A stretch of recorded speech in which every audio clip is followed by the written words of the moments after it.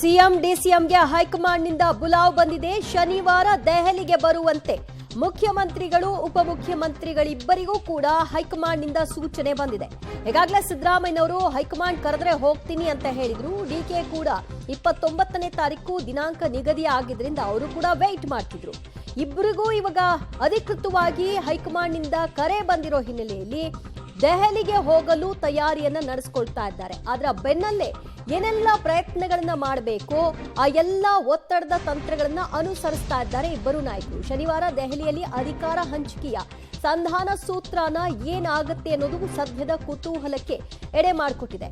ಶನಿವಾರ ದೆಹಲಿಗೆ ಬರುವಂತೆ ಹೈಕಮಾಂಡ್ ನಾಯಕರಿಂದ CM Siddaramaiah, DCM DK Shivakumar ಇಬ್ಬರಿಗೂ ಕೂಡ ಸೂಚನೆ ಬಂದ ಬೆನ್ನಲ್ಲೇ ಇಬ್ಬರು ಕೂಡ ಹೋಗಲಿಕ್ಕೆ ತಯಾರಿಯಾಗಿದ್ದಾರೆ. ಅಧಿಕಾರ ಹಂಚಿಕೆಯ ನಿರ್ಣಾಯಕ ಸಭೆ ಇದಾಗಿದೆ. ನವೆಂಬರ್ 29ಕ್ಕೆ ದೆಹಲಿಯಲ್ಲಿ ರಾಜಕೀಯ ಮಹಾಯಜ್ಞ. ಮಾತು ಕೊಟ್ಟಿದ್ದಾರೆ, ಮಾತು ಉಳಿಸಿಕೊಳ್ಳಬೇಕು ಅಂತ ಡಿಸಿಎಂ ಪದೇ ಪದೇ ಹೇಳ್ತಾ ಇದ್ದಾರೆ. ಈ ಮಾತನ್ನ 4 ಗೋಡೆಯ ಮಧ್ಯೆ 5 ರಿಂದ 6 ಜನರ ಮಧ್ಯೆ ಆಡಿದ್ದು ಅನ್ನೋದನ್ನು ಕೂಡ ಅವರು ಉಚ್ಚರಿಸಿದ್ರು. ಈ ಹಿನ್ನೆಲೆಯಲ್ಲಿ ಅದೇ 4 ಗೋಡೆಯ ಮಧ್ಯೆ 5-6 ಜನರ ನಡುವೆ ಆ ವ್ಯಾಪಾರ ಏನಾಗಿರುತ್ತೆ, ಯಾವ ಫೈನಲ್ ಕನ್ಕ್ಲೂಷನ್ಗೆ ಬರ್ತಾರೆ ಅನ್ನೋದು ಸದ್ಯದ ಕುತೂಹಲ. ಅದಕ್ಕೆ ದಿನಾಂಕ ಅಧಿಕೃತವಾಗಿದೆ. 29 ನವೆಂಬರ್ ಶನಿವಾರ ದೆಹಲಿಯಲ್ಲಿ ಸಿಎಂ ಡಿಸಿಎಂ ಇಬ್ಬರು ಕೂಡ ರಾಹುಲ್ ಗಾಂಧಿ, ಮಲ್ಲಿಕಾರ್ಜುನ ಖರ್ಗೆ, ವೇಣುಗೋಪಾಲ್, ಸುರ್ಜೇವಾಲಾ, ಸೋನಿಯಾ ಗಾಂಧಿ ಇವರೆಲ್ಲರೂ ಇರ್ತಕ್ಕಂತಹ ಒಂದು ಸಭೆಯಲ್ಲಿ ಭಾಗಿಯಾಗಲಿದ್ದಾರೆ. ಆ ಸಭೆಯಲ್ಲಿ ಅಷ್ಟೂ ನಾಯಕರು ಇರ್ತಾರಾ ಅಥವಾ ನೇರ 1-to-1 ರಾಹುಲ್ ಗಾಂಧಿಯ ಜೊತೆಗೆ ಮಾತುಕತೆ ಆಗತ್ತಾ? ಇಬ್ಬರನ್ನೂ ಕೂರಿಸಿಕೊಂಡು ಮುಖಾಮುಖಿ ಮಾತಾಡ್ತಾರಾ ಅಥವಾ ಪ್ರತ್ಯೇಕವಾಗಿ ಇಬ್ಬರನ್ನೂ ಕೂಡ ಮಾತನಾಡಿಸಿ ಒಂದು ಒಮ್ಮತಕ್ಕೆ ಬರ್ತಾರಾ?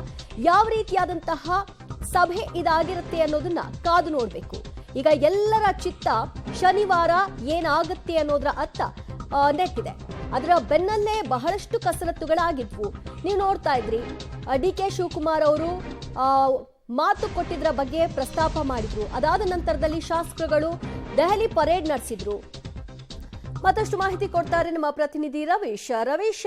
29ನೇ ತಾರೀಕು ಸಿಎಂ ಡಿಸಿಎಂ ಇಬ್ಬರನ್ನೂ ಕೂಡ ಹೈಕಮಾಂಡ್ ಕರೆದು ಮಾತನಾಡಿಸುತ್ತೆ ಅನ್ನೋ ವಿಷಯವನ್ನ ಸ್ವತಃ ನಾವೇ ಬ್ರೇಕ್ ಮಾಡಿದ್ವಿ. ಈಗ ಹೈಕಮಾಂಡ್ ನಿಂದ ಈ ಬುಲಾವ್ ಬಂದಿದೆ. ಆ ಮೀಟಿಂಗ್ ನಲ್ಲಿ ಯಾರೆಲ್ಲ ಇರಬಹುದು? ದಿವ್ಯಾ, ಪ್ರಮುಖವಾಗಿರ್ತಕ್ಕಂಥದ್ದು ಈ ಒಂದು ಪವರ್ ಶೇರ್ ಗುದ್ದಾಟಕ್ಕೆ ಡೆಲ್ಲಿಯಲ್ಲಿ ಶನಿವಾರ ಮಹಾಯಜ್ಞದ ಸಭೆ ಇದೆ. ಪ್ರಮುಖವಾಗಿ ಸೋನಿಯಾ ಗಾಂಧಿ ಅವರ ನೇತೃತ್ವದಲ್ಲೇ ಈ ಒಂದು ಸಭೆ ನಡೆಯುತ್ತೆ. ಕಾಂಗ್ರೆಸ್ ಸಂಸದೀಯ ಮಂಡಳಿ ಸಭೆ. ಎಐಸಿಸಿ ಅಧ್ಯಕ್ಷರಾಗಿದ್ದ ಮಲ್ಲಿಕಾರ್ಜುನ್ ಖರ್ಗೆ ಮತ್ತು ವಿರೋಧ ಪಕ್ಷ ನಾಯಕರಾಗಿರ್ತಕ್ಕಂಥ ರಾಹುಲ್ ಗಾಂಧಿ ಅವರು ಸೇರಿದಂತೆ ಪ್ರಮುಖವಾಗಿ 5 ಸಭೆ ಈಗಾಗಲೇ ಫಿಕ್ಸ್ ಆಗಿರ್ತಕ್ಕಂಥದ್ದು. ಡೆಲ್ಲಿಯಲ್ಲಿ ಈ ಒಂದು ಸಭೆ ಫಿಕ್ಸ್ ಆಗಿದೆ. ಅದಾದ ಬಳಿಕ ಸಿಎಂ ಮತ್ತೆ ಡಿಸಿಎಂ ಜೊತೆನೂ ಕೂಡ ಸಭೆಯನ್ನು ಫಿಕ್ಸ್ ಮಾಡ್ಕೊಂಡಿರ್ತಕ್ಕಂಥದ್ದು. ಹಾಗಾಗಿ ಎಲ್ಲದಕ್ಕೂ ಕೂಡ ರೆಡಿ ಇರಿ, ಹಾಗಾಗಿ ನಾಳೆ ನಾವು ಅಧಿಕೃತವಾಗಿ ತಿಳಿಸ್ತೇವೆ ಅಂತ ಕೂಡ ಈಗಾಗಲೇ ಹೈಕಮಾಂಡ್ ಇಂದ ಸಂದೇಶ ರವಾನೆ ಆಗಿದೆ. ಹಾಗಾಗಿ ಸಿಎಂ ಮತ್ತೆ ಡಿಸಿಎಂ ಇಬ್ಬರಿಗೂ ಕೂಡ ಒಂದು ಡೆಲ್ಲಿಯ ಸಭೆಗೆ ಬುಲಾವ್ ಕೊಟ್ಟಿದ್ದಾರೆ. ಪ್ರಮುಖವಾಗಿರ್ತಕ್ಕಂಥದ್ದು ಎಲ್ಲೋ ಒಂದ್ ಕಡೆ ಒಂದು ಪವರ್ ಶೇರ್ ವಿಚಾರವಾಗಿ ಏನೆಲ್ಲ ಗೊಂದಲಗಳಿದೆ ಅದಕ್ಕೆ ಕ್ಲಾರಿಟಿ ಕೊಡುವಂತಹ ಕೆಲಸಕ್ಕೆ ಸ್ವತಃ ಸೋನಿಯಾ ಗಾಂಧಿ ಅವರೇ ಅಖಾಡಕ್ಕೆ ಇಳಿತಾ ಇದ್ದಾರೆ.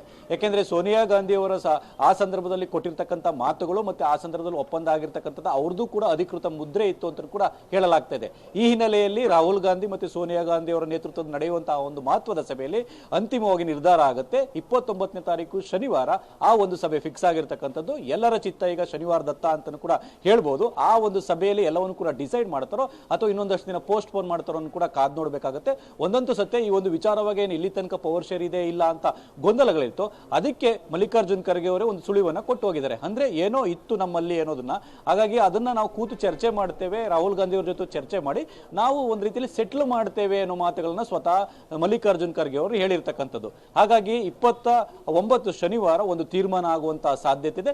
ಈ ತೀರ್ಮಾನ ಯಾರಿಗೆ ವರ ಆಗುತ್ತೆ ಯಾರಿಗೆ ಶಾಪ ಆಗುತ್ತೆ ಕಾದ್ ನೋಡ್ಬೇಕು ದಿವ್ಯಾ. ಎರಡೂ ಕಡೆಯಿಂದಲೂ ಹೈಕಮಾಂಡ್ ನಿರ್ಧಾರವೇ ಅಂತಿಮ ಅನ್ನುವಂತಹ ಹೇಳಿಕೆಗಳು ವ್ಯಕ್ತವಾಗ್ತಿದ್ರು ಕೂಡ ಹೈಕಮಾಂಡ್ ನ ಮುಂದೆ ಕೂತಾಗ ಅದೇ ಸ್ಟೇಟ್ಮೆಂಟ್ಗೆ ಬದ್ಧರಾಗಿರ್ತಾರೆ ಅನ್ನೋ ರೀತಿಯ ಲಕ್ಷಣಗಳು ಕಾಣಿಸ್ತಾ ಇದೆಯಾ ರವೀಶ್?